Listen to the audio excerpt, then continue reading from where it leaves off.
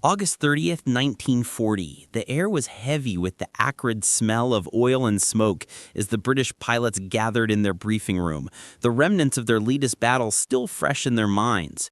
Squadron Leader Brown leaned against the wall, staring at the maps spread out on the table in front of him. The red lines marking the Luftwaffe's advance seemed endless, a constant reminder of the pressure they were under. Yet there was a sense of resolve in the room. The pilots knew something the enemy did not. The Spitfire was not just an aircraft, it was a game changer. The Spitfire had already achieved something remarkable in the skies over southern England. Where once there had been doubt, there was now confidence. The nimble, powerful machine was proving itself in ways that no one could have predicted. Its ability to outmaneuver the Luftwaffe fighters, its speed and agility, had turned the tide in countless dogfights.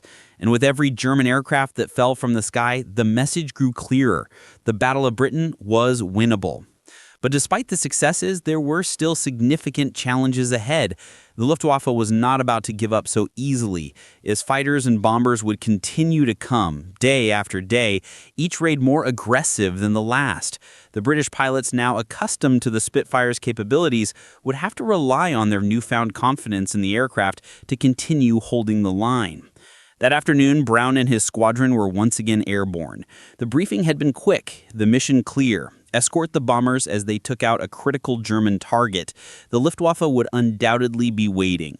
As the squadron climbed into the air, the same feelings of anticipation and focus swept over Brown. He knew what was at stake, and as they approached the target area, his eyes scanned the skies, looking for the unmistakable silhouettes of enemy aircraft. It didn't take long. A formation of Bf-109s appeared, their engines roaring as they descended toward the British bombers.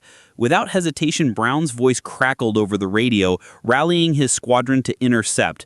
The Spitfires, like a pack of wolves, swooped into position, ready to protect the bombers and engage the enemy. This time, there was no hesitation. The British pilots had learned to trust the Spitfire, and they had learned how to fight together. As the two forces met in the sky, the ferocity of the battle reached new heights. The Spitfires danced and weaved through the German fighters, each pilot fully aware of the power they wielded. Brown, his eyes sharp and focused, dove after a Bf-109 that had peeled away from the main engagement. The German pilot attempted to loop around for a counterattack, but the Spitfire's superior speed and agility allowed Brown to get on his tail with ease. The 8.303 Browning machine guns fired in rapid succession, and the German fighter exploded into a fireball, its wreckage falling from the sky. Around him, the scene was equally intense. Jim Harris, flying in perfect formation, was engaged with another Bf-109. The German fighter pulled a tight turn, attempting to shake Harris, but the Spitfire's maneuverability was unmatched. In a matter of seconds, Harris was on the enemy's tail, and the 109's fate was sealed. The battle lasted for what felt like hours, though it was likely only minutes. The Luftwaffe fighters, unable to match the Spitfire's relentless pursuit, began to break off and flee. By the time the British squadron returned to base, the skies above southern England were once again clear. It had been another victory, and yet the true impact of the Spitfire was still unfolding. The battle for control of the skies was far from over, but with each passing day, the Spitfire was proving its worth. The aircraft's superior design, speed, and maneuverability had shifted the balance of power in the air. It had become not just a symbol of British resolve, but a tangible weapon that could match, and often surpass, the Luftwaffe at its own game. As Brown and his squadron returned to their base, their faces tired but resolute. They knew that the Spitfire had become the backbone of Britain's defense. The aircraft had transformed the Battle of Britain from a desperate struggle into a contest where the odds were more even.